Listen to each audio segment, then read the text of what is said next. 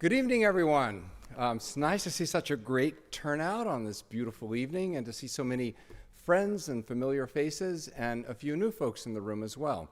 I'm James Herbert, the president of the University of New England, and I want to welcome everyone and thank you for coming out for tonight's forum. This is the 8th event in this series that we originally founded in 2018, took a little pause during COVID, and now we've revamped them back up. And I think that tonight's going to be one of the most interesting discussions yet. With the presidential election just a few short weeks away and the animosity between the two major parties at a fever pitch, you don't need me to tell you that we live in hyperpolarized times. When it comes to contemporary American politics, the insults are many and the serious conversations are few. And it seems like practically every issue today quickly becomes a political one. No matter how each of us identifies politically, we're all affected by this rancor and division.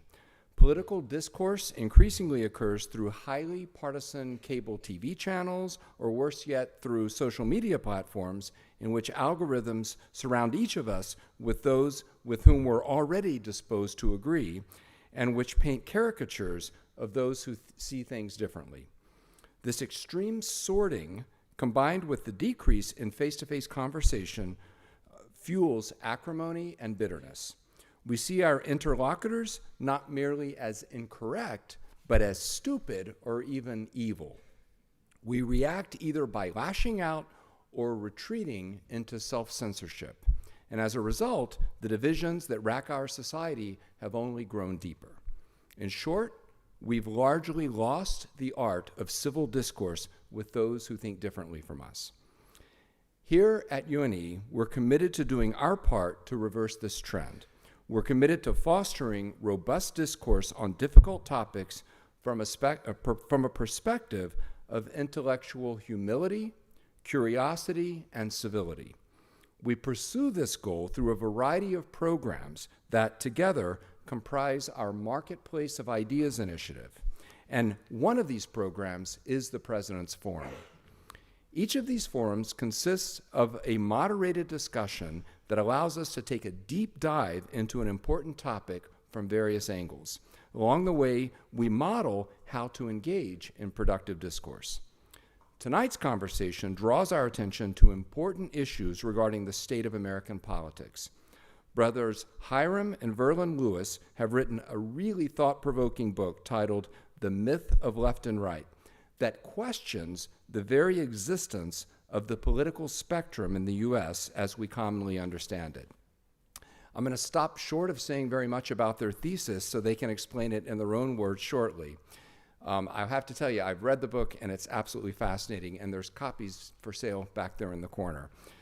Then they and our other distinguished panelists will discuss their idea as well as its applicability to our upcoming 2024 election.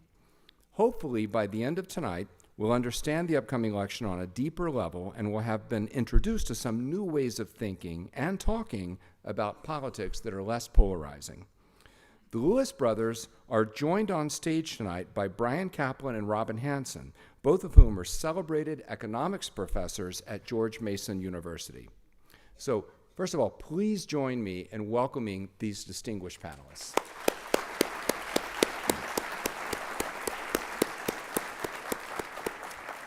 And by the way, we wanted to make sure that they got a good introduction to Maine, so we're putting them up at the Lincoln Hotel downtown. So, nice place.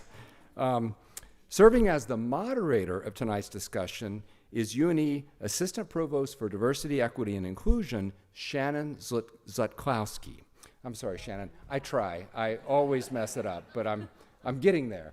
I just call her Shannon. In addition to fostering a sense of belonging for all UNE students, including those from diverse ethnic, racial, gender, and ability backgrounds, Shannon is a strong proponent of respectful viewpoint diversity. So please join me in welcoming Shannon.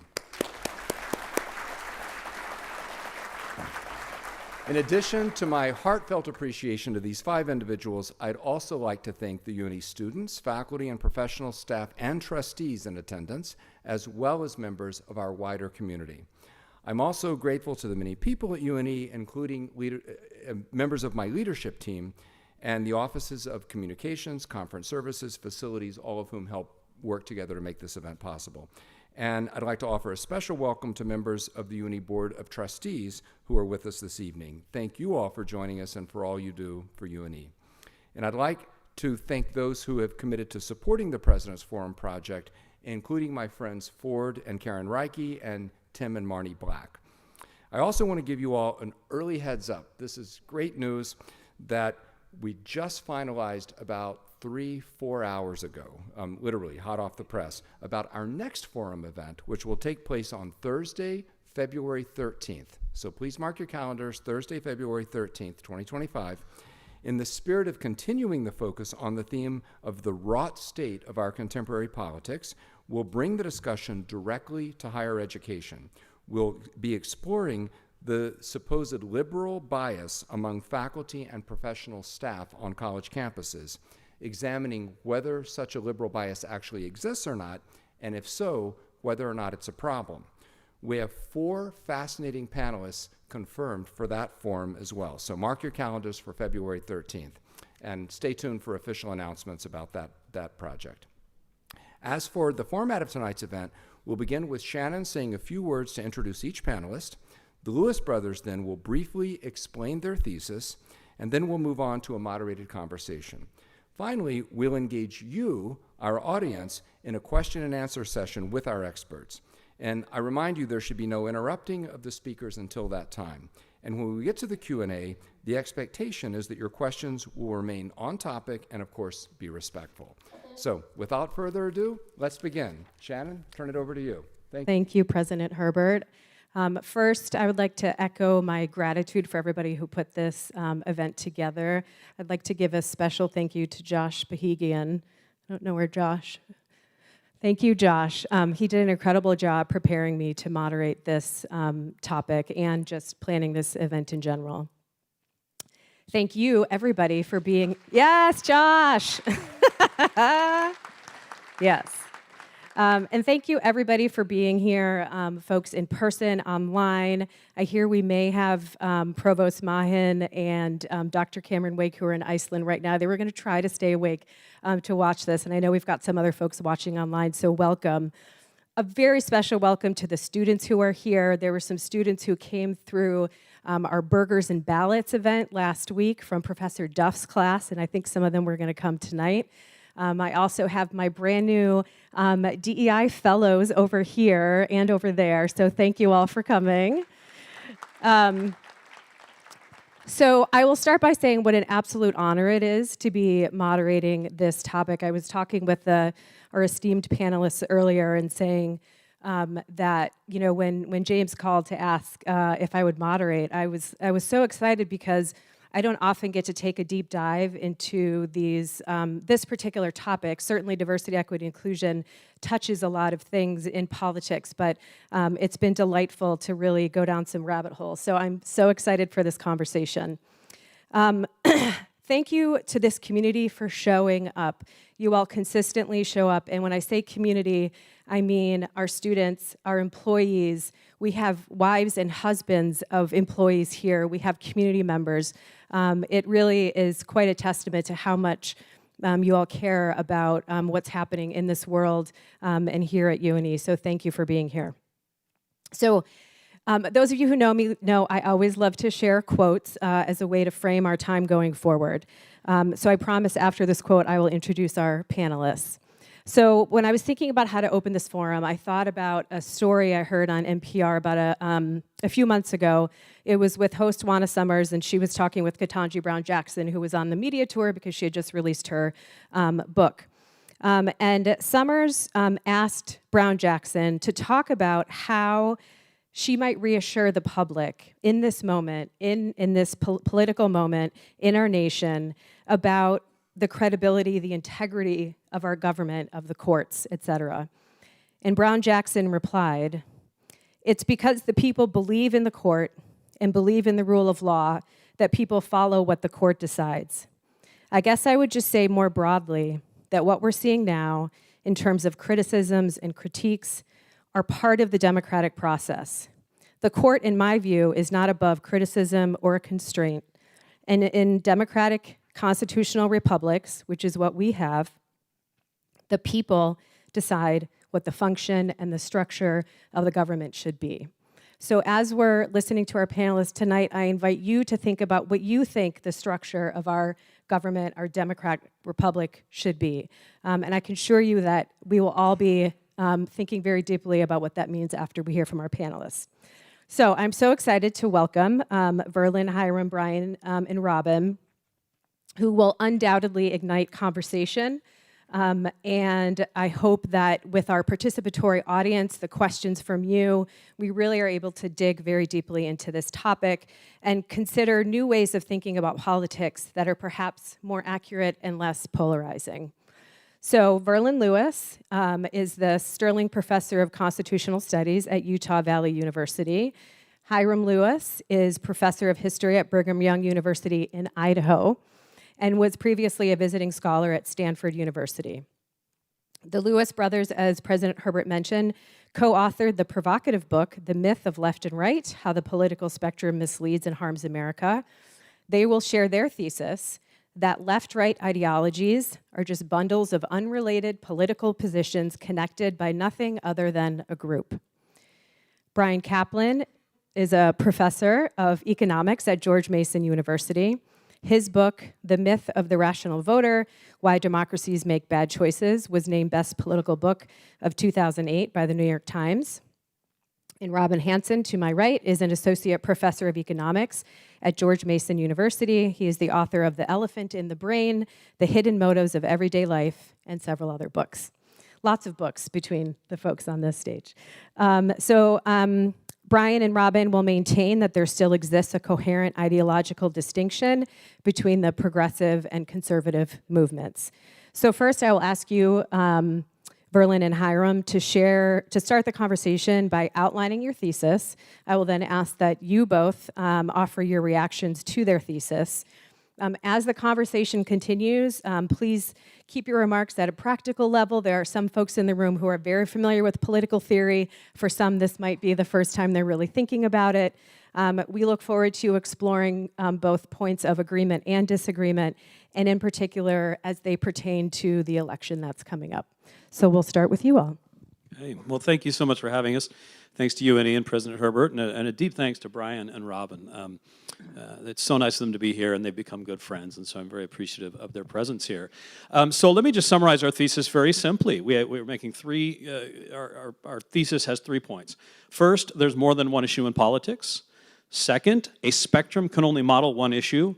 Third, we should not be using a spectrum to model politics. That's our thesis. Now, why does it matter? Because if you look at politics today, President Herbert was talking about how divided our country is. And one of the reasons it's so divided is people say, I'm a liberal, I have nothing in common with those people called conservatives because they have a different worldview. And inasmuch as there are two worldviews, the liberal worldview and the conservative worldview, there's no overlap, there's no points of agreement, and therefore we're going to hate each other. Now we say the reason people think that is because they have a bad paradigm, a bad framework. And bad frameworks can do a great deal of damage. If you think in the 18th century how doctors believed that health was maintained by the balance of 4 humors. And so if somebody was sick, you had to cut them open and bleed them to heal them. We think that the political spectrum is basically our 4 humors theory for the 21st century, and it's doing the same kind of damage. It's a bad paradigm. It's a paradigm that nearly everyone believes, and our political discourse is framed by this paradigm. And you cannot even go into a political conversation without people talking about center right, far right. This presumes what we call political monism, the idea that there's only one issue in politics. That's clearly not true. There's the question of markets, there's the question of abortion, there's the question of immigration, there's the question of military force in Iraq, all these other issues, and to pretend there's only one does all kinds of harm and makes false associations and creates misinformation. And that misinformation is driving a lot of the problems. So it's not true. Somebody says, I'm a liberal, therefore I have a different worldview than that other person. That's simply not correct. The Democratic Party is a bundle of positions, not a philosophy. The Republican Party is a bundle of positions, not a philosophy. And believing it's a philosophy that binds all the positions in the Democratic Party makes people unduly hostile towards people with a different bundle of issues. Verlan, go ahead. Oh, sure. Thanks again to President Herbert and the University of New England for hosting us. I'll just add there that to Hyrum's point, the problem with left-right thinking, or the harm that's creating in our country, we don't think this is the only problem, right? There's lots of problems facing our country. There's lots of reasons for hostility and anger, but we think one of the reasons is this left-right way of framing the world, because it's an intellectual humility killer. It tells someone who adopts the left-right framework, well, if there's just one issue, and we can model all of politics on a single unidimensional line, then I just have to choose the correct side of that one big issue, and then I know all of the issue positions of my team are therefore correct, because they flow out of taking the right stance on that one issue. And I know that someone who is on the other side of the spectrum has taken the wrong stance on that one big issue, and all of their issue positions flow out of that wrong stance, and therefore all of their issue positions are wrong. And so this kind of closes down the kind of civic engagement and rational conversation that we need more of in our country right now. I think all of us are worried about the health of our republic. Why does it seem like people can't have healthy differences? Why can't we have healthy, respectful dialogue with one another? It seems like that's decreasing. We've got a presidential election coming up.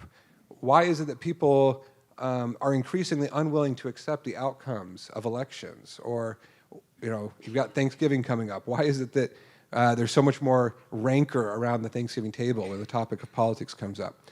I think there's lots of reasons, but one of them is this idea that my side has to be correct about everything because all of our issue positions flow out of this one thing, and the other side has to be wrong about everything. So it really shuts down discourse. If instead we jettison left-right thinking, and instead of thinking about one big issue or where do I place someone on a left-right spectrum, I just talk about issues, just go granular, just talk about government intervention in the economy, or talk about abortion, or talk about aid to Ukraine, or talk about international trade, or whatever the issue is.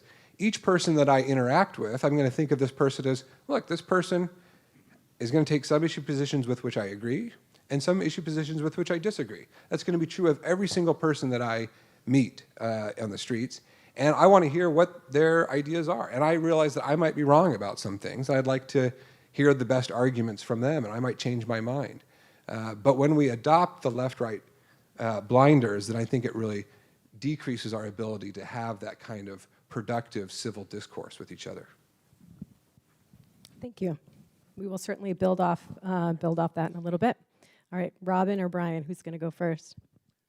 Yeah, I'll go first. Just to start, it is a great book. I really enjoyed it. After I finished, I went over to Robin's office the next day and said, Robin, you have to read this book.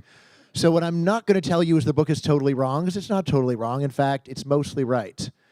The main issue I have with it is that they say that it's 100% right, and it's not 100% right. They are overstating, and they are taking points that are true and then generalizing them into a position that is overstated and to the point of just being wrong. So let me just start with this basic point of, can a spectrum only model one issue? If you really took this seriously, this would basically be the end of human language. It would mean, for example, you couldn't say that a person is strong. Because look, there's so many different kinds of strength. There's bicep strength, tricep strength, there's the strength of your ankle, strength of your neck. And yet, when we speak English or any language, we do use words like that, and they are meaningful and they allow for communication. It's one where if a person just said, he's strong, and the other person said, I don't know what you're talking about, that could mean anything. It's like, no, I think you actually understand basically what I'm talking about. And if the other person said, well, look, but his pinky is really weak, so is he strong or not? So I think a person can be strong while having one weak pinky. That is the way that language works. It's the way the concepts work. It is a useful way of communicating. It isn't necessary that concepts work like mathematical concepts. Mathematical concepts really are ones where we have a definition of a rational number and we can know for sure whether a number is rational or irrational by going and applying the definition. Normal terms in language are vaguer. They are cluster concepts. And this is absolutely necessary for having any kind of conversation about anything other than math. Right? And I would like to talk about things other than math. if you think about Verlan's point that we should be granular, again, this is one where we could do this infinitely. You would say, well, we shouldn't talk about being left or right. We should talk about economic intervention. It's like, okay, well, how about we shouldn't talk about economic intervention? We should talk about intervention in labor markets versus intervention in non-labor markets. Well, how about we go and we do unionized labor markets versus non-unionized labor markets? How about unionized markets where the markets were unionized prior to 1900 and unionized markets where the markets were unionized after 1900? We can do this indefinitely. Sometimes it adds a lot of value, and so it's a good idea to become more granular. On the other hand, often the more general statement, though less exactly accurate, is a more productive way of having the conversation. In terms of understanding what left and right are, it's convenient if we just say, well, let's just limit to the modern United States, but actually I have put forward what I call my simplistic theory of left and right.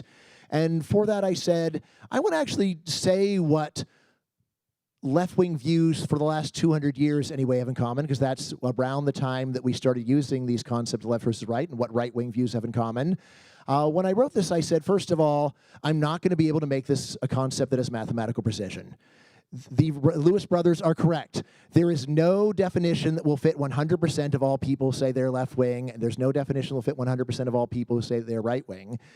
So what I proposed in this short essay was this. Why don't we just imagine a giant convention of everyone who says they're left-wing? And we got time travel, so it's everyone for the last 230 years, say.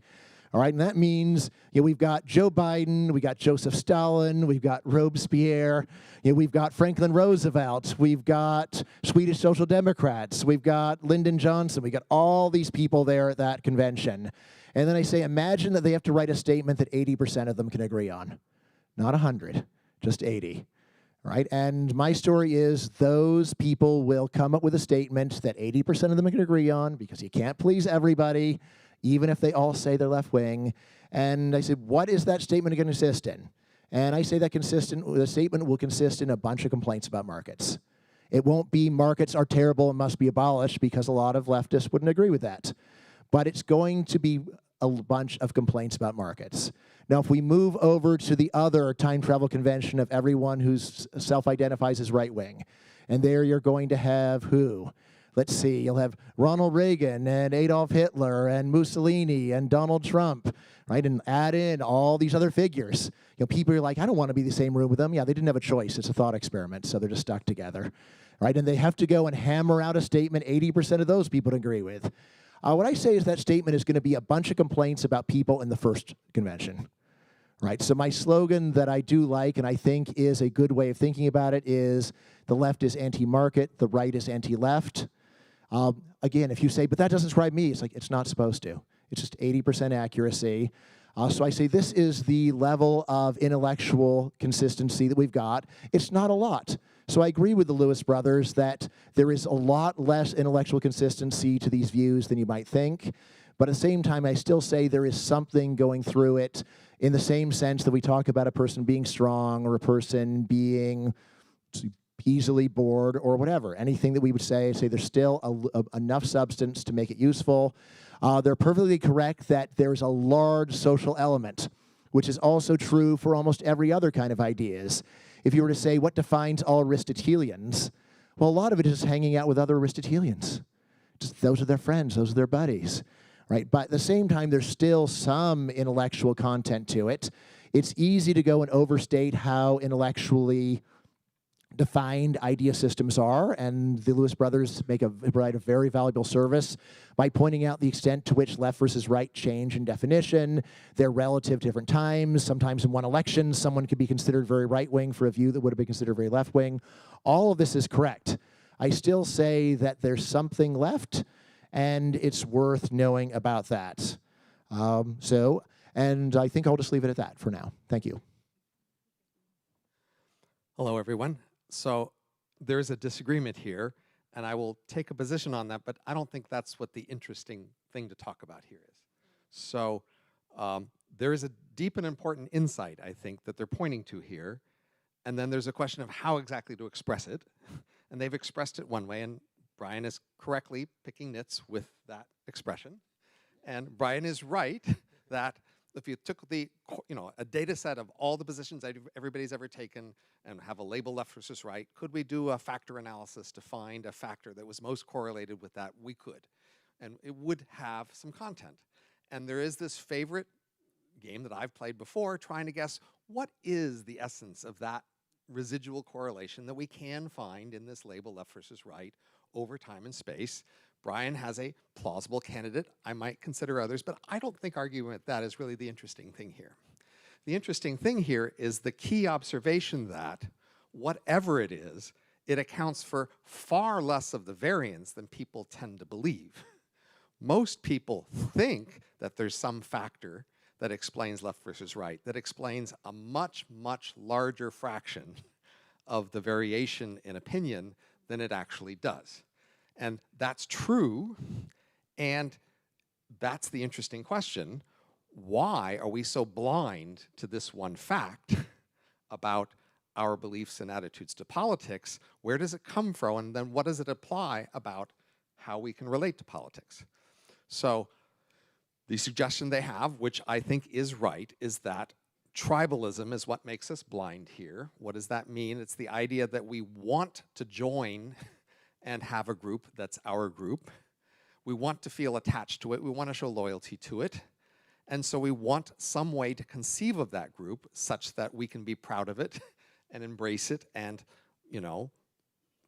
understand our relation to the other group that we're disagreeing with.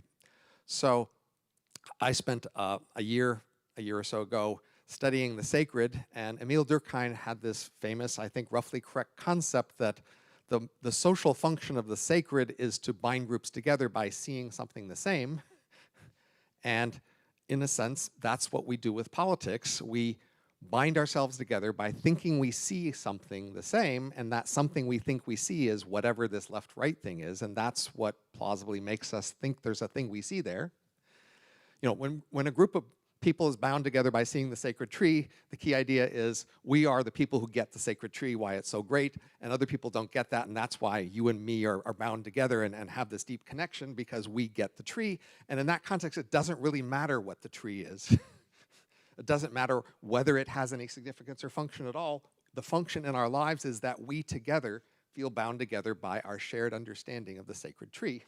But in our world, politics has become one of the most sacred things we have, and so we are binding together around politics, and we need to see a thing there that's shiny and essential and noble, and we call it left versus right, and we think there are these essences to it, but there is just much less than there really is.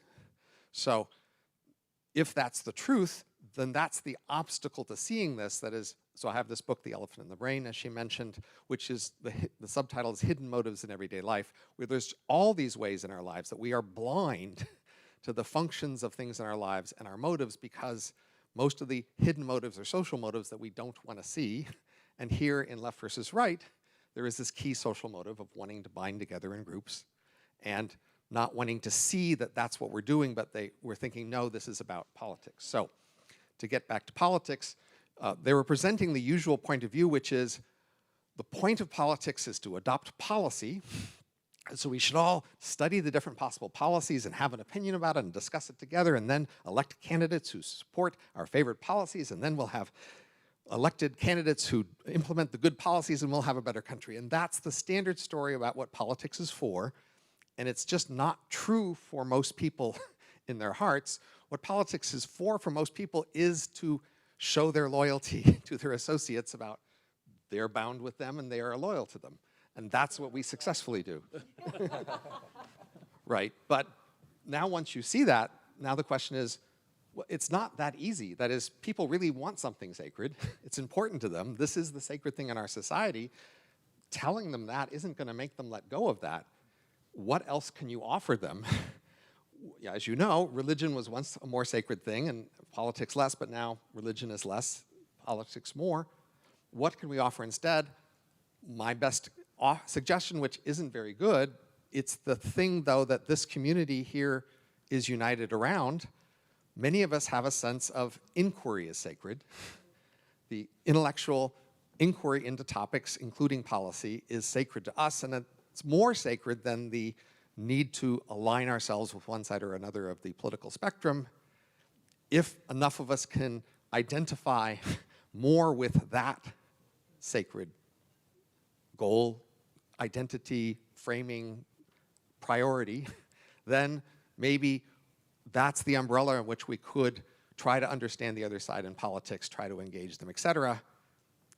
But you'll need something like that, because politics is just really strong as an attractor to people. They really, really want to identify it. They really want to show they're loyal to it. It's the essence of morality to them, and that's just a really hard thing to fight.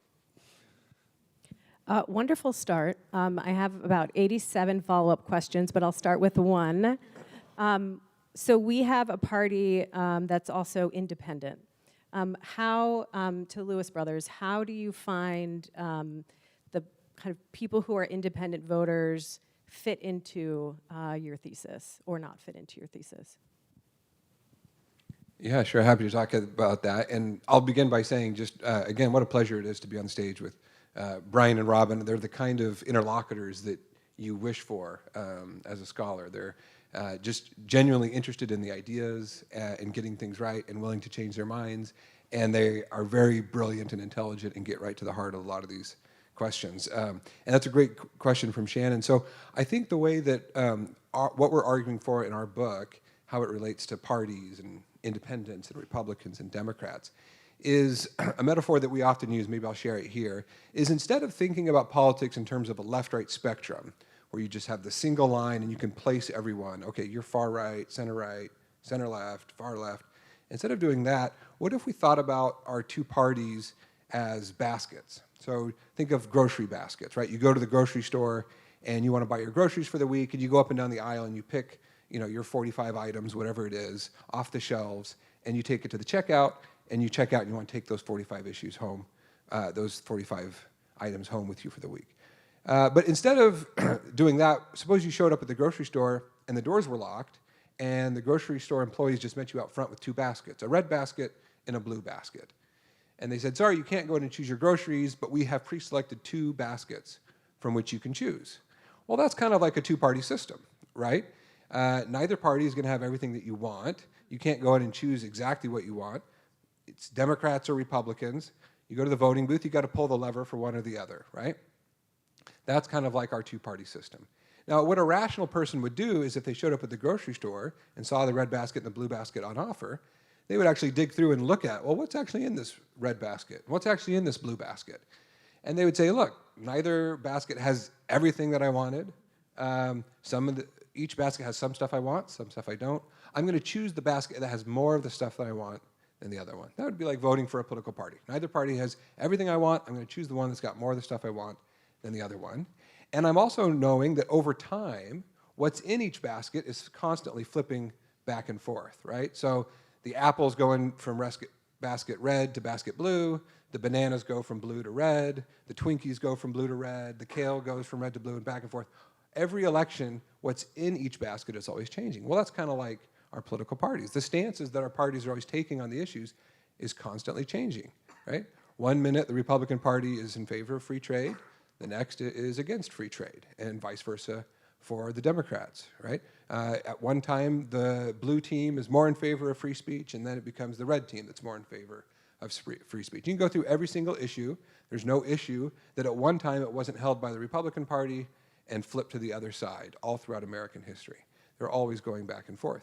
So you just need to keep an eye on that. But what that basket analogy does, it allows us to keep our parties a little bit at a critical distance and say, look, these parties, I'm going to identify with one of them, I'm going to vote for one of them, but I realize that neither one is correct about everything.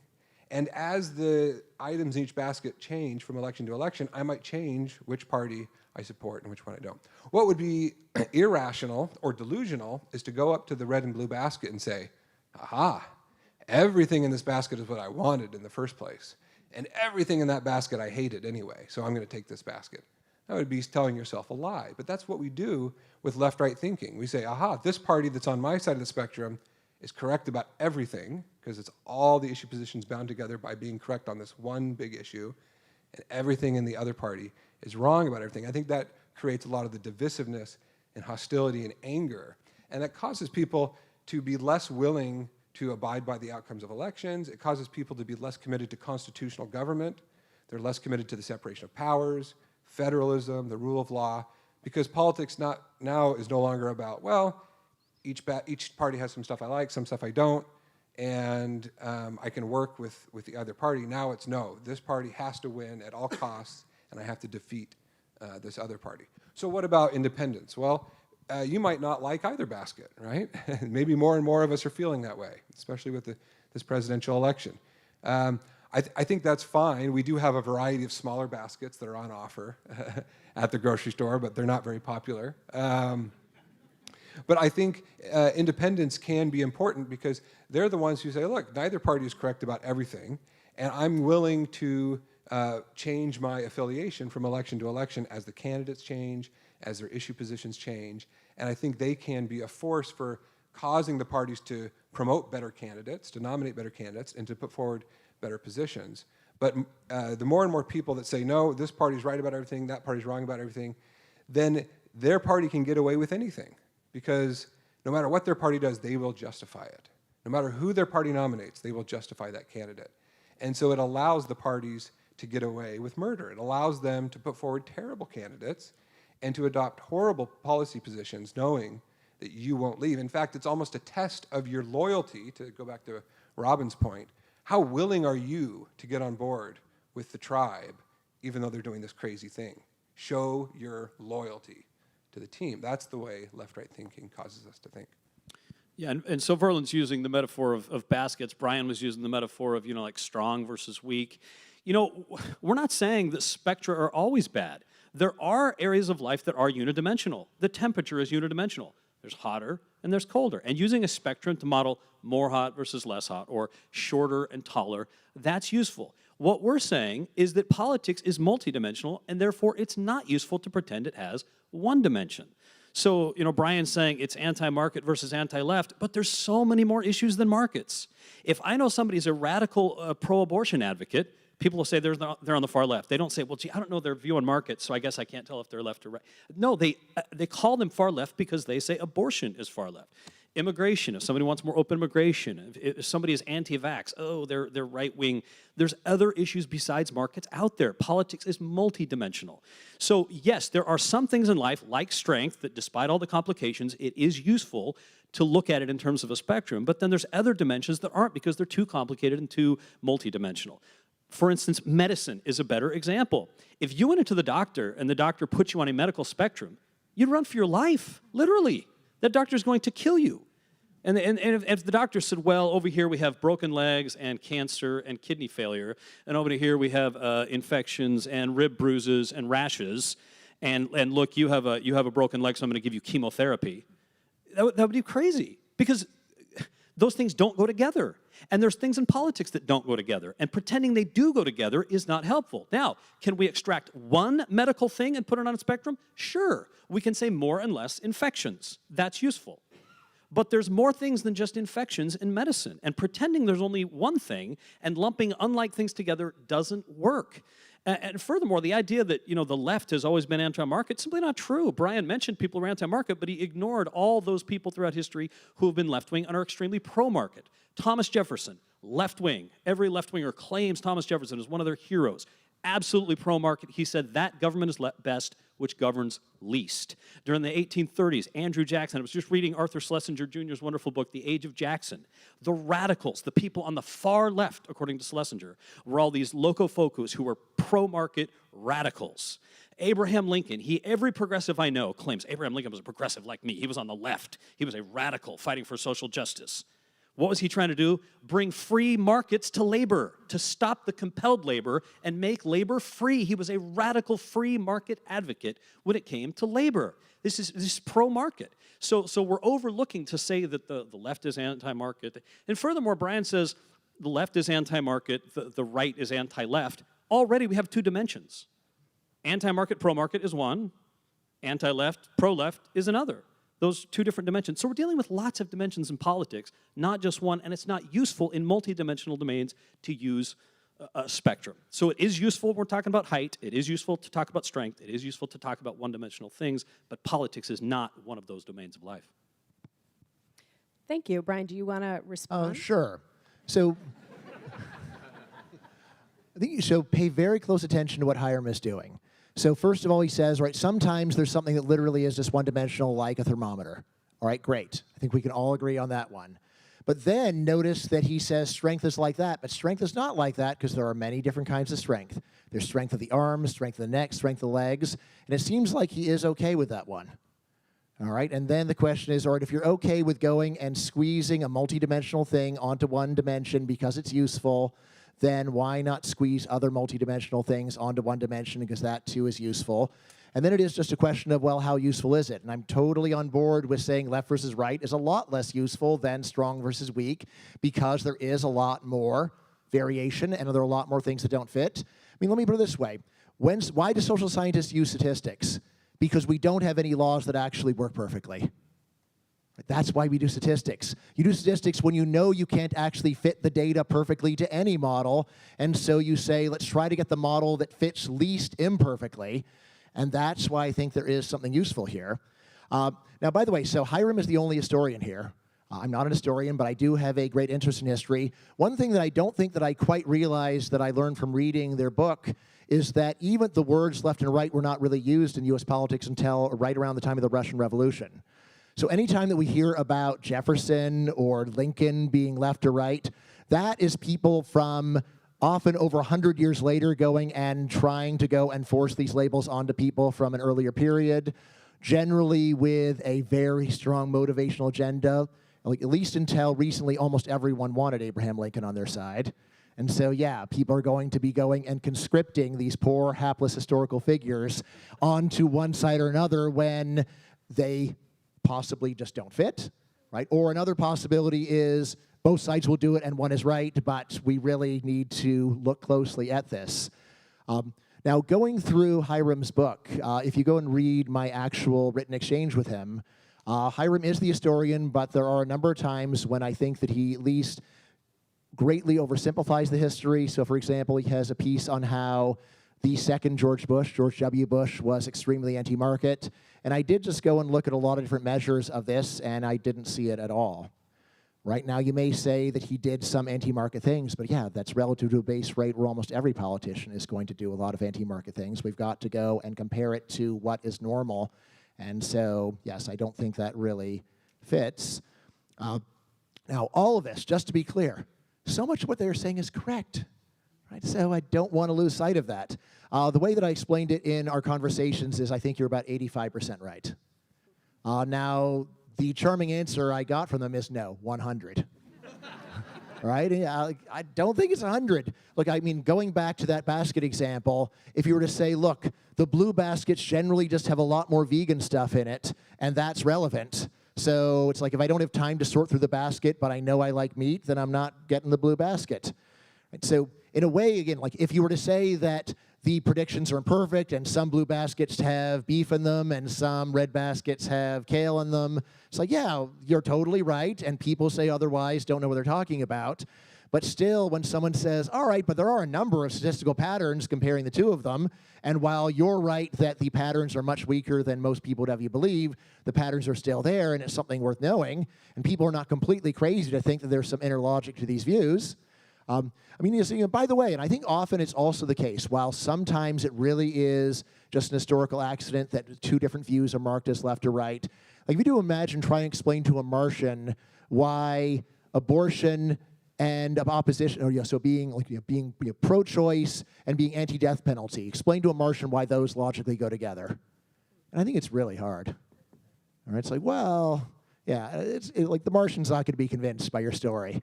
You can convince other people on Earth who are totally used to the correlation and say that it's logical, but it's what we call a psychological connection. It's one that people have gotten so used to that they think that it's got to be that way. So very worth pointing that out. Credit to Hyrum and Verlan for doing that.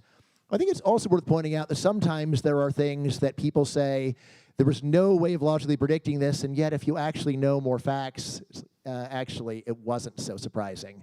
For example, many people said it just doesn't make, there's no logical reason why the left had to be more in favor of strict COVID measures and the right had to be less in favor of strict COVID measures.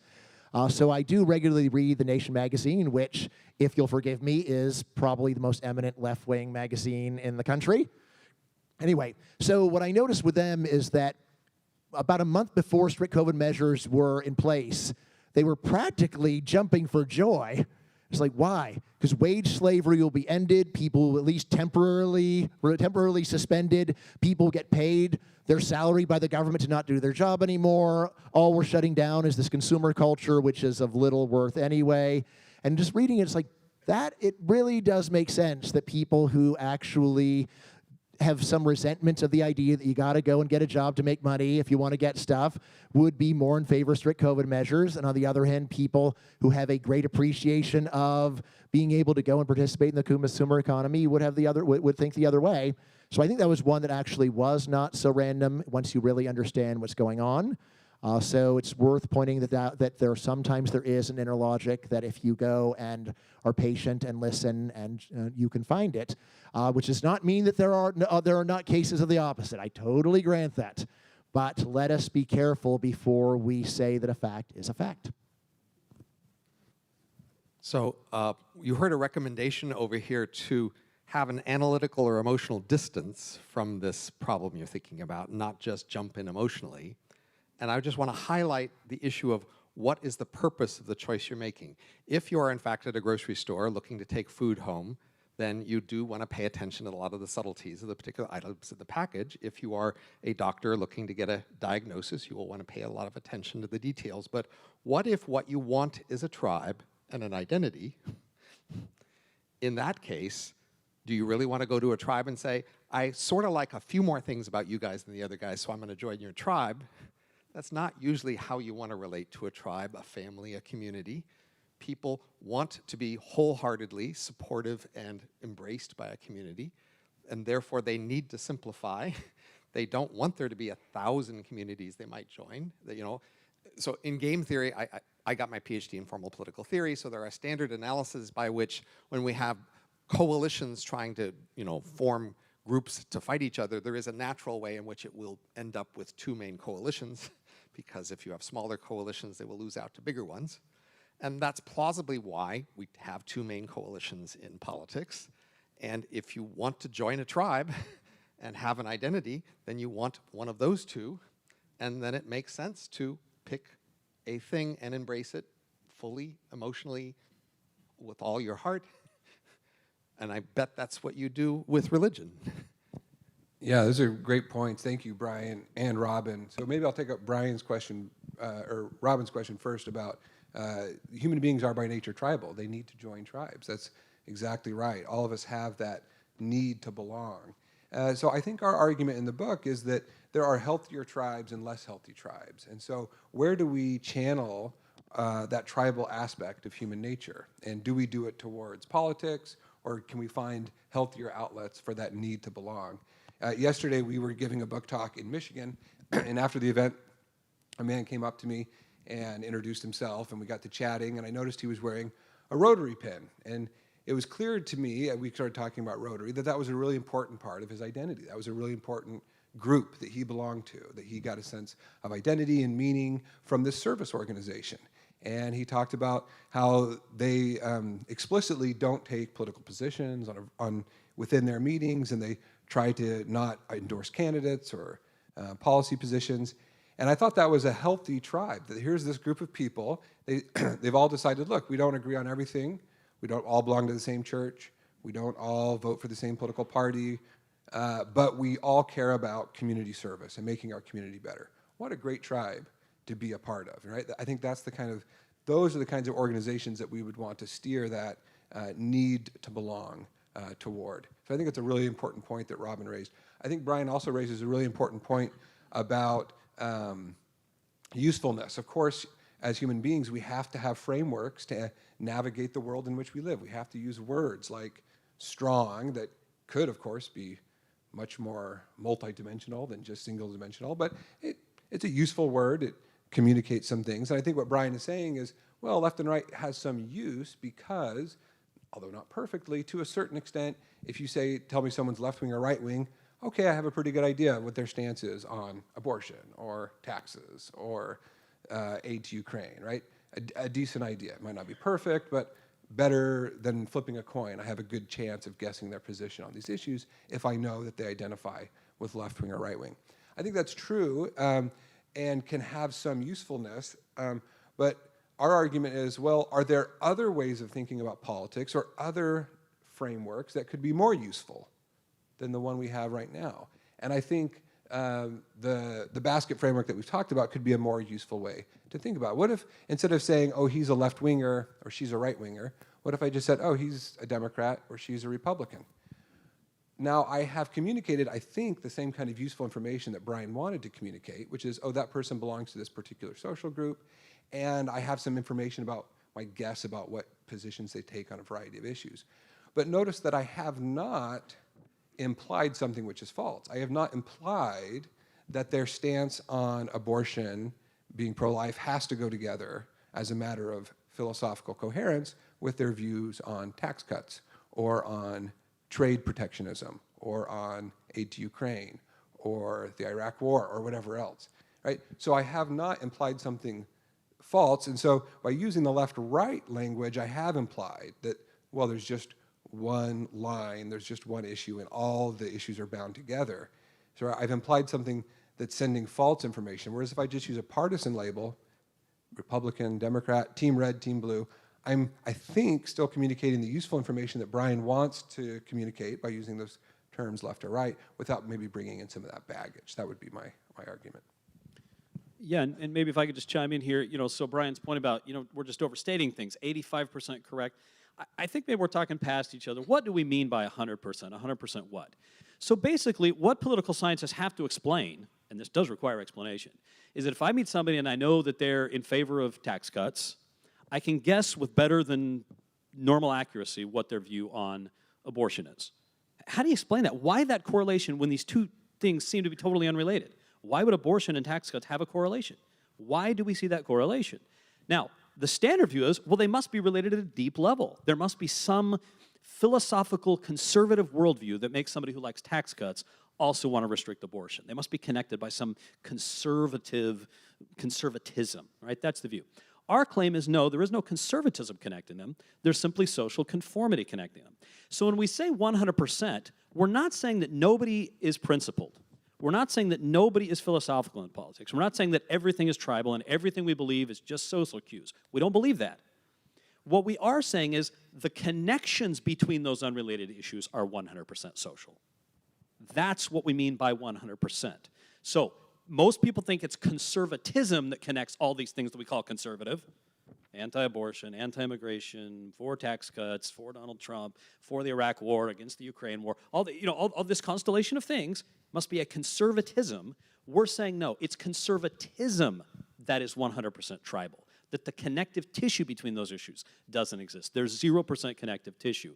That doesn't mean people are 100% tribal, though, and there are people out there who are convinced for good philosophical reasons that restricting abortion is the moral thing to do. There are other people who are equally convinced that allowing abortion is the moral thing to do.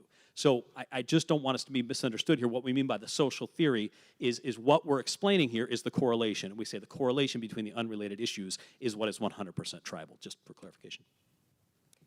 All right, so as y'all have been talking, I've been thinking about the reality in 3 weeks. Most of us will go and vote, and there's some reason why in the United States and other countries as well, we have stuck to kind of you have to pick this, and if you really don't agree, you can be independent. What do you think the motivation is for our government, for politicians to keep it that way and not have more of an a la carte voting experience? That's open to anybody. I mean, I think the obvious motivation is that they're playing to their audience, and if the audience already believes in the myth or maybe the reality of left and right, then a politician would be rather foolish to say, all right, vote for me because I'm going to say that both worldviews that the audience has are wrong, and now I'm going to give you some better package. So I think that would be the most obvious story, is just that a lot of it is driven by the audience. It is true that elites tend to think even more so in terms of the left-right model than the general population. Then the next thing is they themselves believe it. I mean, it is so tempting to go and think that especially anyone that disagrees with you must be insincere, right? And like, well, you can dislike them and still think they're sincere.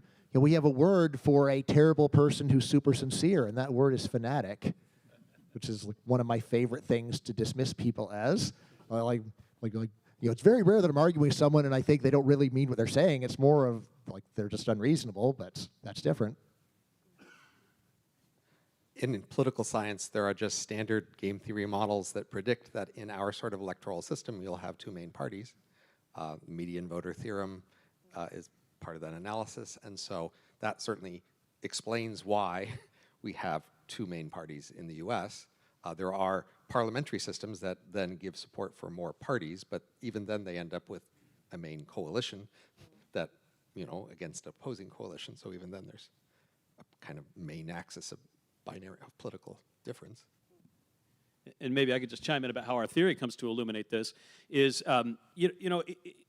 one of the reasons the myth of left and right persists is because our political parties have an incentive to promote that myth. If you get a fundraising letter from the Democratic Party and it says, you know what, there's a whole bunch of different issues in politics and they're unrelated, and our party is just a basket of a bunch of issues, but we hope you agree with enough of them that you're willing to donate, what are the chances you can open your checkbook and send them money? But if they say, our party stands for social justice, and there's just one issue in politics, and you're either in favor of social justice and you're on the left and you're a Democrat, or you're one of those evil right-wing reactionaries on the other side of the spectrum, donate to us to help us stop the forces of fascism, that's much more likely to motivate donation, going door to door, putting a sign in your yard, all the loyalty that the party wants. So the party has every incentive in the world to promote the myth of left and right because it creates that kind of fanaticism, as Brian was talking about, among their voters. The reality that each party stands for a basket of unrelated goods is not nearly as good for the parties. I might just add here, it is interesting to note, as Brian mentioned earlier, the left-right spectrum is relatively new in American history. For most of American history, no one thought or talked about politics in terms of a unidimensional spectrum. But we have always had a two-party system, going back to the 1790s, Alexander Hamilton's Federalists, Thomas Jefferson's Republicans, up until the present day. So for most of American history, we had two major parties without the delusion of a left-right spectrum. It's only relatively recently, we talk about how it was imported in the 1920s and 30s, it really didn't spread out into the general population until like the 1950s and 60s, where it started to enter more current discourse. The American National Election Studies, for example, has been around since 1948, but they didn't start asking people, they always asked people, are you Democrat, Republican, or something else, but they didn't start asking people if they were liberal or conservative until the 1970s, because it just wasn't really talked about. It wasn't an important identity for people in the 1940s and 30s and prior to that. So this is a relatively new thing, and what we're calling for is, I think our two-party system would be healthier. It wouldn't be perfect. There's still lots of problems with our political system. I think we would just be better off if we jettisoned the left-right framework and just talked about the two parties representing different issue positions and recognizing that those issue positions change over time. That's the way Alexander Hamilton and Thomas Jefferson talked about politics. That's the way Abraham Lincoln talked about politics. That's the way Americans did it for most of American history until recently. And as our politics has become more divisive and angry and hostile, I don't think it's a coincidence that left-right thinking has also increased. You can actually go and do this using Google Ngram. You can type in the terms left-wing and right-wing and see how their usage has exponentially increased in recent decades. Just over the last 30 years, it's taken off. You can't open the newspaper without seeing these terms. You can't turn on cable news without seeing these terms. You can't go on social media without seeing them. And there's a reason that people want to inject these terms into our politics and inject this framework because the parties have an incentive to do it. The media companies have an incentive to do it. It makes you more likely to click on their stories because it feeds that dopamine hit of, oh yeah, heroes versus villains, good guys versus bad guys, the correct tribe, the bad tribe. So unfortunately, a lot of the institutions in our social life have incentives to prop up this myth. So some days I'm very pessimistic about our politics, right? If I stumble upon cable news or social media, I get pretty depressed about the state of our politics. But then sometimes I come to events like this, where I see ordinary people who are very interested in improving our discourse and changing the health of our republic for the better and wanting to increase and improve the way that we talk to each other about politics. And I come away from these kinds of meetings very encouraged about the future of our republic. So we're just offering something that we think can help on the margins. It's not going to solve all of our problems, but my belief is that it would improve things on the margins. Yes, we'll do one more, and then get your questions ready, folks, and I will segue us to that after Robin speaks. So the question here is, there's this correlation in opinions, and how do we explain that? So two theories have been offered to explaining the correlation in opinions. One is that there's a deep underlying factor, a true ideology that explains the correlation in opinions, and that's a belief that most people want to use to explain that correlation. And they suggest the alternative theory is conformity pressure. People are correlating because of conformity. But now ask, are most people willing to embrace that theory of their own behavior? As far as I can tell, people almost never want to embrace a conformity theory of their own behavior. So they will definitely favor the other theory. This is only a theory that will work for other people's behavior, but not my own. Once I see the correlation in my own opinions, I have to explain that through my true insight into the deep ideology. So this is your problem. You're asking people to explain their own behavior in terms of conformity, which is in fact a powerful social force in the world, but almost nobody wants to admit this about themselves. I sense another President's Forum topic, President Herbert, conformity. All right, well, so thank you all for sharing what you've shared so far. I'm very curious to hear what kind of questions our audience has. So remember that President Herbert asked that we ask respectful questions. I have no doubt that's going to happen. I've talked with students a lot, and I can say that they are very eager to have this discourse. And so I'm particularly excited to hear what our students have to say. We welcome questions from everybody, though. We will prioritize our students first. We have plenty of time for questions. Josh and Emmy have microphones, and they will be speed walking so as not to trip. And so if you have a question, raise your hand. They will hand you the microphone. When you're done asking your question, hand it back so that they can be prompt and ready to go for the next question. And if you have a question directed for all the panelists, indicate that, or a particular side or panelist. All right, Date. So you've discussed this idea of left-right thinking, and I know for like our generation, social media has become a really big topic. So I was just wondering, clearly through social media, this left-right ideology and spectrum has become a really big issue. So do you guys think that when trying to connect the societal issues to each other through this way of thinking, social media has pointed out the disconnects between the issues, or has it promoted these so-called connections? I would say social media has made it worse. I think the myth of left and right has become more prominent. Social media, by its nature, as I understand it, Verlan was talking about the neuroscience behind this, right? Dopamine hits. And a lot of the same patterns in the brain when people are on social media are the same patterns we find when somebody is on cocaine or on an addictive drug. It releases these quick hits of feel good. Now, Robin was talking about the challenges we face with this idea of what explains the correlation, and people are not going to want to say, I'm going to explain my own views by social conformity because I'm not a conformist. That's true, and you're pointing out there's this negative thing. We humans are given to those dopamine hits, but we are dual beings. That's the bad news is we're given to that. We are addicted to that. We want the dopamine hits. We want the short-term pleasure, even at the expense of truth. Okay, the truth is these things aren't related, but it feels so good to believe it and to own the libs, right? But we humans also want truth. We have that other capacity that's also driving us. And I have to believe in my optimistic moments that Robin isn't completely right, that there are at least some people out there that will, in the name of truth, be willing to say, yes, up until this point, I have been a conformist, and maybe all these things don't go together, and maybe I should be more critical about what my party believes, because it's not all part of a package. And my party can believe good things, and my party can believe bad things, and I can be more critical of that, instead of swallowing the thing whole, saying it's all part of my conservative philosophy or something like that.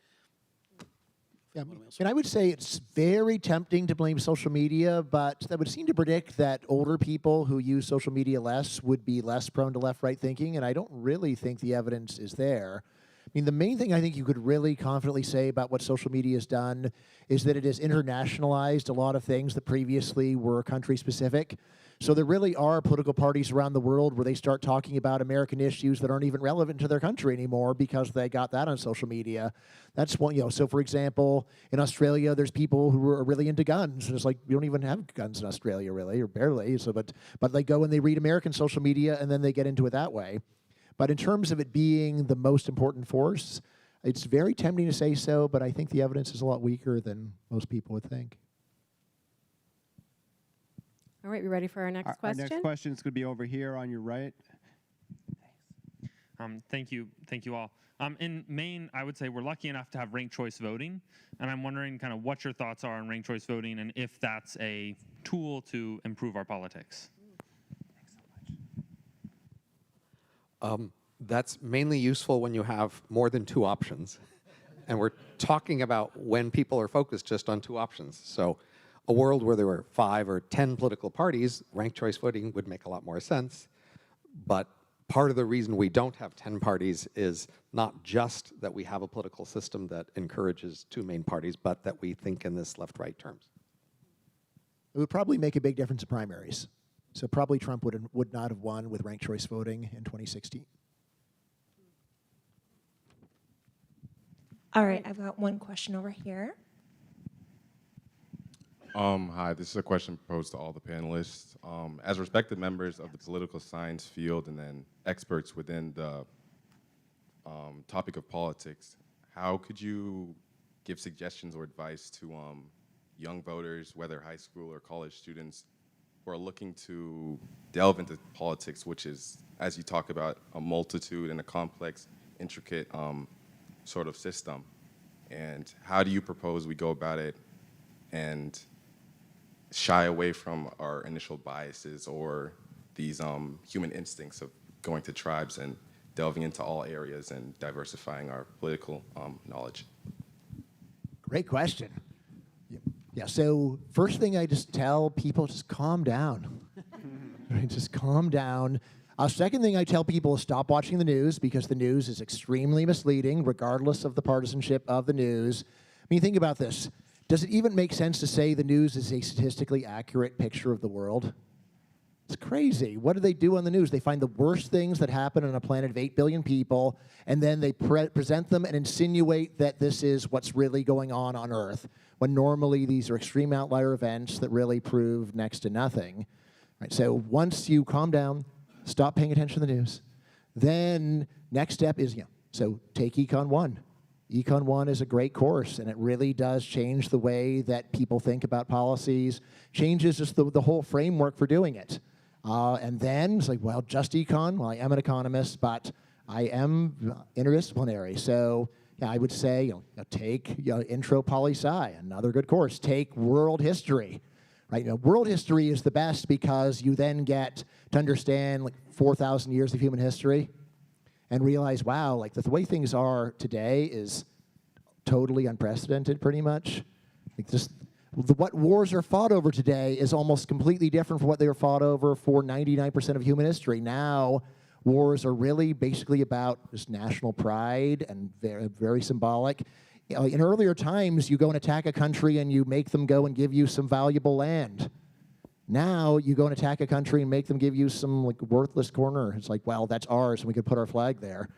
So they're just getting an appreciation for how different things are. Of course, another big thing is just understanding how desperately poor humanity was for almost the entirety of human history, how everyone in this room lives better than Louis XIV did. These are other things that are very helpful in getting perspective. Getting perspective on things like what are crime rates around the world? What are they been like over time? Like suicide rates. I mean, whenever people talk about suicide, I'll say, like, you don't even know the data for one country, much less the data for all countries. And like what you're saying is just so wrong and doesn't fit with any simple model often. Right? So these are all things that I would start with. But yeah, I mean, in a way, like if you just calm down and stop watching the news, you're already 2/3 of the way to a giant improvement. let me add 2 items, and they can add more. One, as I think they will say, find some other identity to make your life meaningful besides politics. And 2, you don't need an opinion on everything.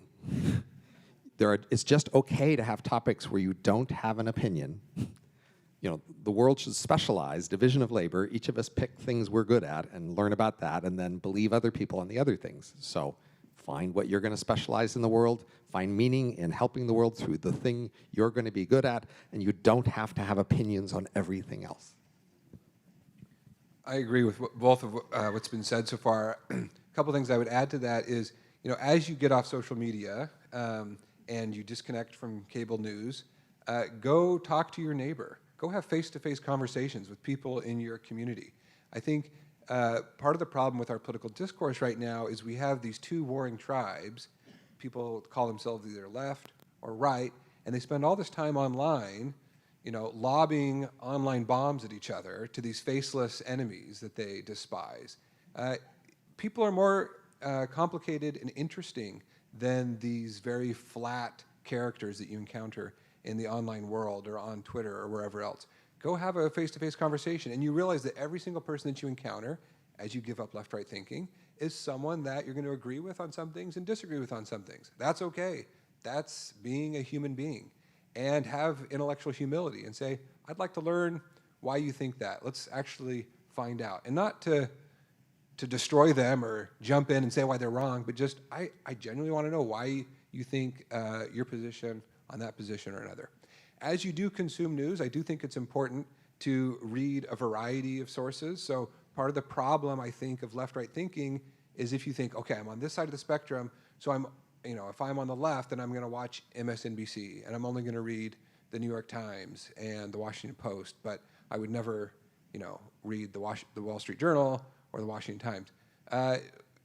Read a diversity of viewpoints, and there's not just 2, there's multiple viewpoints and arguments on each side that you might be interested in. And you don't have to be an expert on everything. I think that's a great point that Robin pointed out. Find what you're interested in, and as you research that topic, read a diversity of arguments on that issue. One thing I would like to add in, I certainly appreciate the calm down and kind of tune some things out. As I've been talking with students in particular, I think a lot of what they're thinking about and experiencing is the stakes feel pretty high. And so they do want to consume as much information as possible. Sometimes that comes through social media, sometimes that comes through other sources. But I do know, and this, you know, certainly not a monolith, but a lot of young people do, again, feel like the stakes are pretty high in this particular election. So if mentors can help in any way in terms of the kind of lowering the heat, I think that that's helpful. And also the perspective taking that Brian talked about, I think can be very helpful, that this, you know, this is one part of our history right now, and a lot has happened before us and a lot will happen after. All right, are there other questions? Yes. Our next question comes from the very back of the room. Hello, thank you so much for this conversation. I know we're talking a lot about left and right and kind of the passionately polarized sections of those. I was just wondering if you had any thoughts on those maybe who identified with left or right previously but are now feel like political party orphans because they don't feel the loyalty to the party or they don't recognize themselves. So basically they're not even looking in the basket, or they look and they're like, no thanks. And that's not also including those who are completely disengaged altogether, but just your thoughts on that group. Yeah, what we've noticed is we get the most sympathetic audience from disaffected Republicans. Just never Trump Republicans. They said, gee, I thought conservative meant this, and now everybody being called conservative believes things that were totally opposite of what people believed just a few years ago. So they're very attuned to the disconnect and how things don't go together that they thought went together. And I'm surprised we get pushback from Brian. I mean, Brian is brilliant, but no butt behind it. He's brilliant, end of story. But he's living proof. He's living proof that we're right. If you know Brian's views, he is a radical free market believer. Oh, well, then he is extreme right wing. You know what else he is? A believer in open borders. Well, that's radical left wing. Where do we put him on the spectrum? You can't. And you can't just kind of split the difference and say, well, radical free markets cancel out open borders, so he's in the middle. That's not true either. He's a radical for both things. And it's harmful. It's harmful to Bryan. The things people say about him are not fair. There's a historian there's a historian out there who says that Bryan Caplan is a racist. Where's your evidence? Well, he's right-wing because he believes in free markets, and right-wing is Hitler and racism, blah, blah, blah, blah. This kind of guilt by association is so ugly and so frankly silly. So I mean, we got to get rid of this thing, and Bryan's got to get rid of it for his own sake. His name is being maligned by people out there who use the spectrum to say things about him that aren't true. I'd like to note that this shows that the stakes are less high than you think here in the election. So when you think that left-right is a permanent thing that has a stable identity over a long time, you think that if the other side wins this election, they will then set up a precedent that will go on for decades or centuries, and the whole future is at stake. Once you realize that what today is left is not the same as what's left in 10 years or 20 years, you realize less is at stake in this election because this won't persist. Whatever policies they adopt in this election, there isn't a coherent thing that will keep that going for a long time. There is less at stake than you think because there is just all this random process by which the different sides adopt each other's views over time. Yeah, I mean, an example of that, I think, Robin, is, which president was it that enacted welfare reform? It was a Democrat. Which president was it that signed in the Defense of Marriage Act? It was a Democrat. Which president was it that drastically increased government spending and entitlement spending with Medicare Part D? It was a Republican. You don't always get necessarily the policies that you expect because the meanings of liberal and conservative are constantly changing, and the items that are in the baskets of red and blue are constantly going back and forth. Right. I mean, so just going back to the original question, I mean, whenever someone's looking for meaning, I always say it's much better to go and focus on making friends and cultivating good relationships, finding positive things. I have an essay that I wrote called Politics is Cruelty. And it's inspired by this piece on human emotions, and in particular, what is the name that we have for being happy and angry at the same time? And if you just try to do both faces at once, it's this. And we have a name for that. It is cruelty.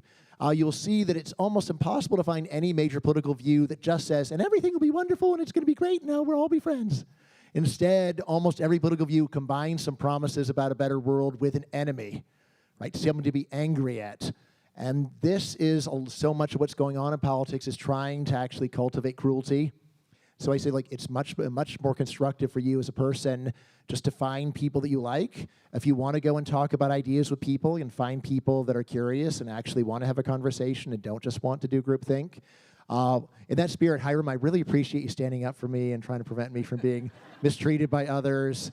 I mean, honestly, I feel like I get great treatment from almost everybody. Look at this. This is so someone I didn't know said, we want to go and have an event for you and your 3 friends. Oh, okay, thank you very much.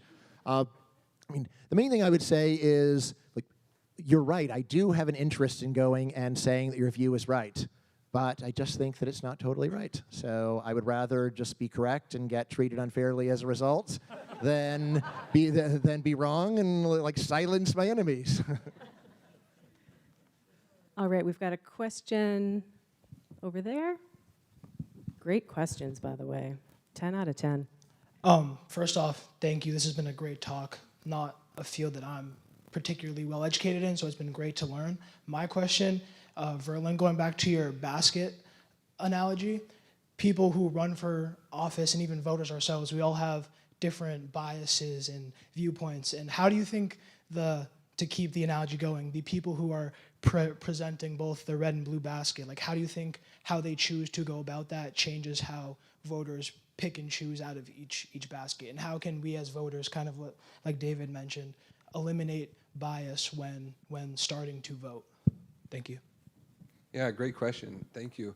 So I do think this question of bias is really important. It's an important question because it distorts the way that we view the world. Of course, perfect objectivity is not attainable, but we can be more or less objective. And when we have a rooting interest, right, instead of saying, well, these two parties, I'm going to vote for one or the other depending on the election and the candidate and the stances they're taking in this election, knowing that it's going to change in the future. But when we tightly identify ourselves with, no, I'm on this side of a spectrum, and that gives me meaning and a sense of purpose and a sense of moral superiority, then we have every interest in justifying everything that our tribe does and criticizing everything that the other tribe does. And so that causes us to distort the way that we view the world. We're constantly searching for evidence that's going to vindicate our side and constantly searching out evidence that's going to undermine the other side. Even if, by the way, the position that our tribe is taking now is the opposite of what it was 10 years ago, and vice versa for the other side. So I do think this question of bias is really important. So what do we do as voters? Well, if we do have this critical distance and say, okay, I recognize these two baskets, neither is perfect, but I'll choose one over the other. To Robin's point, we can't be experts on everything, and that's probably not healthy. But we can decide, hey, here's a few things that I really care about or prioritize, and I'm going to search for the basket that has, you know, the thing that I really care about, you know, whatever that is. Maybe you really love those garden variety tomatoes in that basket. You got to find out where that is. But I would say that, and then watch where it goes from election to election. If what you really care about is constitutionalism, okay, that's going to change from election to election. Which party is more committed to the rule of law and the separation of powers and popular sovereignty and individual rights? And they might be better or worse on different issues. And so you might have to prioritize some issues over others. And I think doing that, going through that process, introduces some intellectual humility, because you realize other people have other priorities. And if they make a different choice from me, that doesn't make them an evil person. If they vote for this other candidate that I wouldn't vote for, they probably have good reasons for doing so. But if they've done it in good faith, different things that they really care about. And I can live with that. In a democracy, in a pluralistic democracy, that's okay. I can live with that. I don't have to overturn the outcome of the election or end my friendship with this person for making a different decision than I would.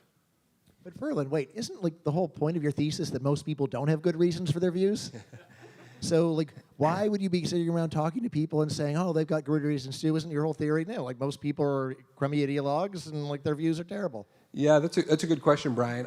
I do think that's a little bit of a misperception of our argument. We probably should have made this more clear in the book. We're not saying that people can't be philosophical or coherent. In fact, we're saying people can be philosophical, coherent. In fact, the less committed they are to left-right thinking, the more philosophical and principled they will be. So I think all of us would be more philosophical and principled if we gave up left-right thinking. You might have your principles based in your religious beliefs or your connection to a particular community or a few issues that you really care about, or maybe it's libertarianism that is informing your views. When that's what informs your views rather than this mythical left-right spectrum, you're much more likely to be philosophical and principled. And when the two parties change their positions, you're willing to recognize that, oh yeah, it did change, because what I'm interested in is not my team winning and changing my views to always match what my team does, but interested in my principles winning. You're more interested in that. And if I could just chime in here, you know, the bad news is that we humans are biased. You know, you guys keep bringing this up. Very, very good point. The good news is there are processes that can reduce that bias. That's why the scientific revolution was so powerful. It was systematic disconfirmation of bias. That's a terrific thing. So you say, well, which places in our society are the least biased? I would say it's a courtroom. We're more likely to get at the truth in a courtroom than just about anywhere else. Now, why? Is that because the judges and the lawyers and the defendants are unbiased? Of course not. They're all very biased. But what you have going on in a courtroom is we have a system whereby there is what we might call adversarial collaboration. That's a term Philip Tetlock uses. And I would say bring that same courtroom model to our interactions politically with others. We sometimes talk about dialoguing with others as if it's a moral thing, and it is. Oh, we get together and we talk. Love is so much better than hate. Let's get together and love one another and listen to one another because that's the nice thing to do. But I would say it's further than that, deeper than that. It's an epistemic thing too, that by engaging people who disagree, we are more likely to get at the truth. Numerous laboratory experiments show that when you have a whole bunch of Republicans and you set them to solving a problem, and then a whole bunch of Democrats and you set them to solving a problem, and then you get a mixed group, the mixed group does much better than either one. collaborating with people who are different, diversity, equity, and inclusion, this is what it is at its best, is that we are smarter, we're more cognitively able, we're more empathetic when we engage disagreement and diversity. So looking at people who disagree with you not as enemies, but as partners to help you reduce your bias and be more likely to get at the truth, that's the appropriate way to approach things. There, We've got one. Josh, do you have a question back there? I can. I thought you had one lined up. I do. Did you Go. Oh, ask a question? Marilyn, take it away. So, this whole conversation has been fascinating for me. I read Heather Cox Richardson. I really love the historic perspective that she provides to know that we're kind of going through some similar things that happened before. Other than, I think, how social media really rises some of the issues to a level that might be just a bit too high. So very logical, very heady, intellectual kind of conversation that we're having. Some of the native concepts I'm hearing are tribal, truth, integrity, again, all to be defined by the person who is using those terms and embracing those terms. On the emotional level, could you please each address where fear is in this discussion? Well, Robert and I were having this conversation on the way over here, that fear activates parts of the brain that I think are lower order, right? So the cerebral cortex is the outermost layer of the brain. That's where our higher brain functioning is. And when we are afraid, we find us reverting to those more primitive points. And what else is part of that more primitive part of the brain is the tribal instinct. And so, yes, when we're more afraid, we're more tribal. So I think it ties together something Brian was saying about how the news has become sensational, and they focus on the negative, and that whips up fear. And so maybe a lot of the partisan tribalism we're seeing and the myth of left and right has become so pervasive precisely because the news whips us up into fear. We go to the interior parts of our brain that are more primitive, and that makes us more tribal in turn. That very well could be an explanatory model. I'd love to hear what you guys think. I think when we are tribal, we are focused on showing our loyalty and connection and allegiance and similarity of view to our associates. And when we do that, then we pay less attention to the concrete, complicated details, and we focus more on vibe and mood and overall attitude. And then fear is more salient and easier to express and understand and share. So that's just the nature of having that as your priority for the kind of topics you're talking about in interaction is, obviously TV and movies, they are not a representative sample of life. They focus on the parts of life that can be most easily made the viewers engage with them, right? Or songs as well. And so they do focus on fear and drama and other things more than life does because that's the kind of environment it is. And so politics and news is more like movies and TV and songs in that you're drawing from the palette of easily understandable and shareable emotions and expressions that we can connect with and engage with. And that's just not the same as going into the complicated details. And that's why politics neglects the complicated details and focuses on the easy emotions. I do think it's important to be careful about what kind of news you are consuming because some news is better and worse. And a lot of news media outlets are selling not information to you, but they're selling fear and outrage. Their job is to make you afraid of what's out there and angry at those other people, right? And so I think this is why the left-right spectrum is so attractive and useful for partisan media outlets because it allows them to say, ooh, there's this one group that's all good, this one group that's all bad, you need to be afraid of them, and you need to hate them. You need to be angry at them because they hate America. They're trying to undermine the country, or they hate children, or whatever it is, right? And it's kind of this demonization that preys on, I think, fear and anger. So I think we do need to be careful about what kind of news we're consuming. Our next question right here. Thank you. You haven't touched on the economy of politics and the fundraising and the super PACs and the celebrity endorsements and how many millions of dollars have gone into advertising and the amount of texts we get daily by the different parties. It seems to me now that we're being run by funds. And that's, sort of overwhelming, I think. Can you kind of touch on Good amount of news. money? The field of political science has looked into this and found that, in fact, money doesn't make that much difference. In fact, candidates with more money don't consistently win over those with less when you look at other factors and control for them. What money and or sort of lobbying and these sort of things you can do with money, what they do is they let you influence policy that voters don't notice. So you think of policy as two kinds of things. The kinds of policies that voters might notice and then, hold against a candidate. And then there's all the other policy that various bureaucrats and administrators, et cetera, behind the scenes are choosing. And lobbying and money works great to influence all that other stuff that voters don't notice. Because those people are scared to death of making a mistake, and you hire a lobbyist who actually knows what they're talking about, and you put them in front of them, and they cave. And that's what money buys you, is access through an actually knowledgeable lobbyist who is talking to people behind the scenes. But when you're talking about elections and the things that voters do notice and the policy positions that candidates take, money actually doesn't have much influence there. That should be good news for you, because it seemed like you were worried about that.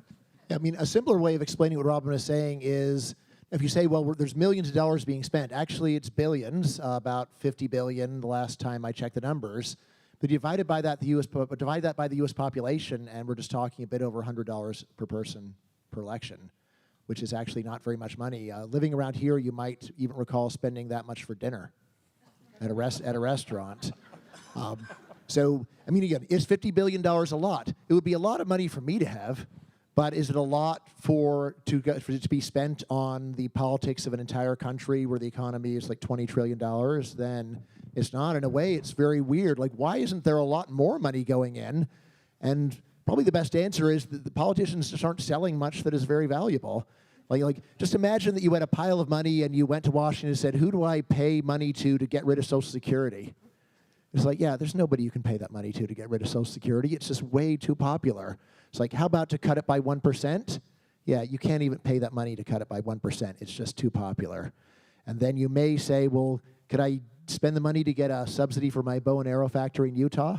Actual example from TARP.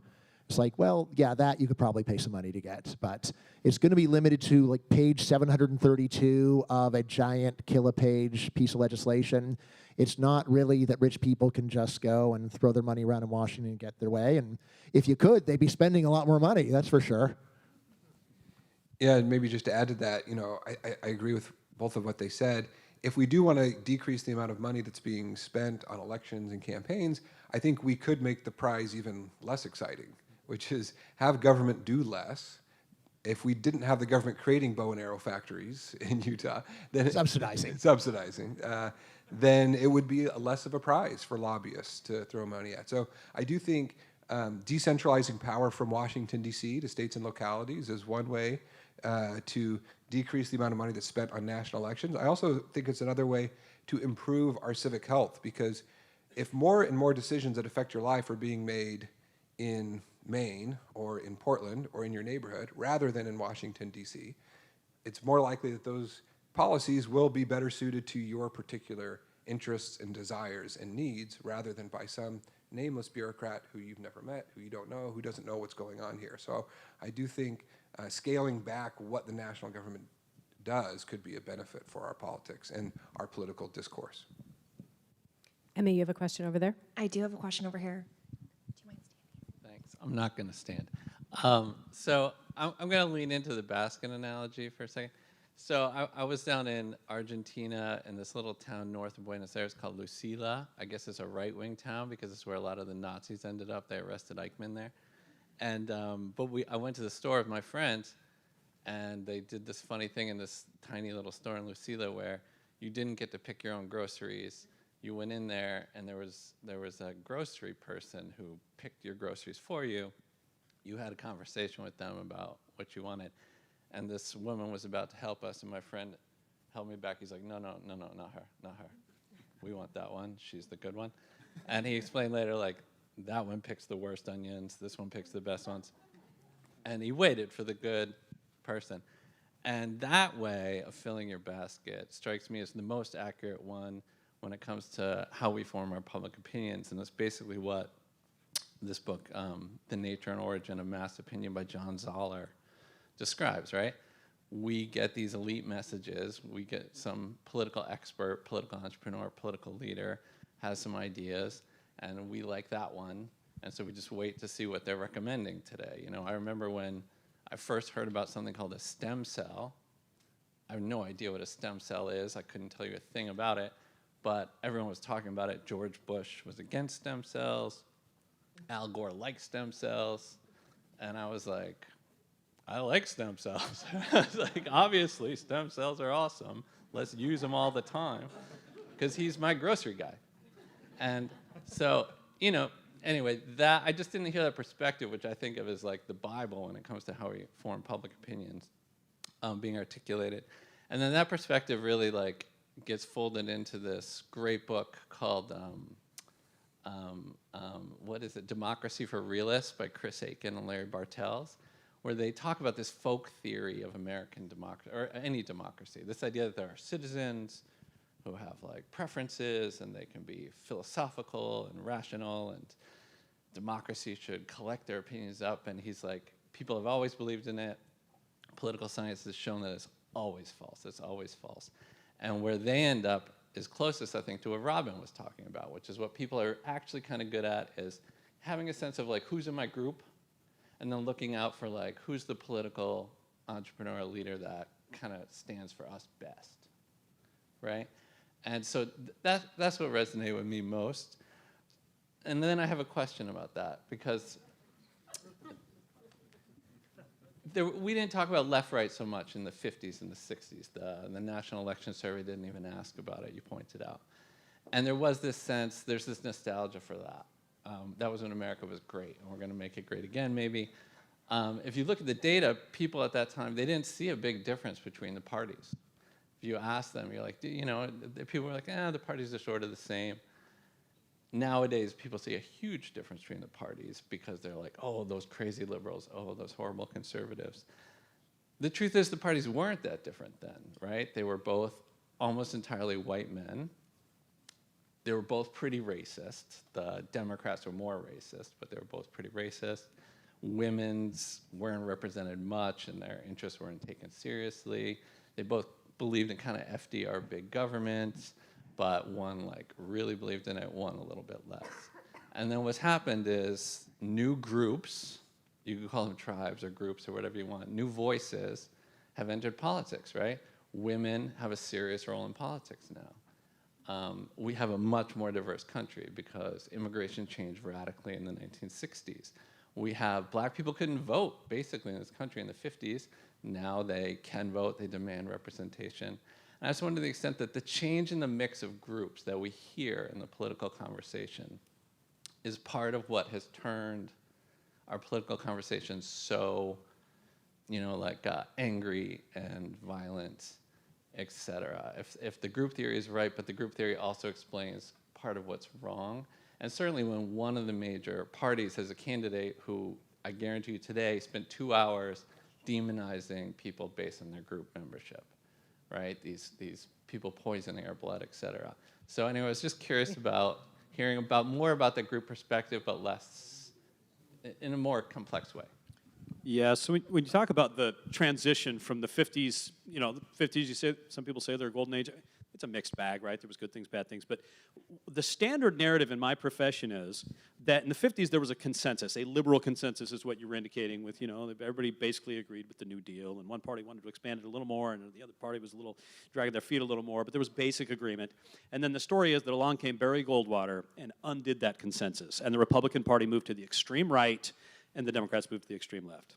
As you might imagine, we do not agree with that interpretation because politics isn't just about one issue. There's lots of issues. And so you hear this constantly. The Republican Party's moved to the extreme right. I'm here to tell you, and you're not going to believe me, but it's not true. That is nonsense. The Republican Party has not moved to the right. The amount of Republicans who believe in gay marriage is way, way, way more. I'm talking many-fold more today than it was 20 years ago. And yet we say they moved to the right. The number of Republicans who believe in bigger government is way, way more today than it was in the past. George W. Bush and Donald Trump were two of the biggest government presidents of all times. Is that a move to the left, the right? I think it's silly to be talking this way, okay? Because there's lots of different issues. So has the Republican Party under Donald Trump become more angry and more rhetorically divisive? Yes. But again, to call that a move to the right assumes that there's one issue when there's clearly not. Gay marriage, immigration, tax cuts, size of government, these are all different things. And when we talk about the unmaking of the consensus and the move to the right, it misleads us historically, and it misleads us about the nature of the polarization that you're talking about. Yep, and in terms of the history, so it's very much worth pointing out that when America was much more male, or excuse me, much more white, it wasn't much more male. When it was much more white, there was just a different group identity that was a big deal. The big one in the late 19th and early 20th century was Catholic versus Protestant. A disagreement that people today barely can even remember was an issue, but it was a huge deal in the 1920s in, let's see, Alfred Landon, I believe, and even continue, and it was even an issue for John F. Kennedy. Well, he's Catholic, so is he going to do whatever the Pope says? So, I mean, a lot of what's happened is that the group identities that we care about have just shifted over time, and when you look back in the past, if you don't know what their differences were, it's easy to think of them as much more homogeneous than they really were. It would be like saying, well, everybody in Europe's white, so they're all the same. And it's like, no, like they just have identities that didn't matter very much to us. I mean, one of my favorite ones is in immigration debates in the 1920s. If you just go and read them, a lot of what they're talking about is we need to protect our Anglo-Saxon race. And it's like, what happened to those Anglo-Saxons? It's like, well, they're descendants. They still had kids, but their identity is just gone. And I haven't met an Anglo-Saxon in America in my entire life. So, like, there were other identities, so there was not a time when we had some homogeneous American identity. I mean, the general point that when we're trying to understand why people vote why people vote the way they do, one very popular story is people are voting based upon objective self-interest. That one really doesn't hold up to the data. I mean, it's one where today it's like, well, rich people are now more democratic than poor people. So how can you say people are voting for the material interests when rich people are voting for the higher tax and higher redistribution party? Then there is this ideological story that we've been talking about. But yeah, there's also this one of just pure group identity of people will go and vote because I like this party stands more for my race or for my gender. So there's definitely that going on too. And I would say it's probably the second most important factor.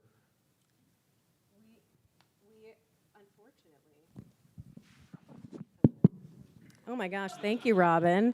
Did you cut my mic off, Lee? Dave did it. I am always pleased to leave a program with more questions than answers. I am so thrilled with the conversation. Thank you all. Thank you to our community for showing up both online and in person. And I will turn it over to President Herbert now. I just want to echo my thanks. Yes. Thank you very, very much, Shannon.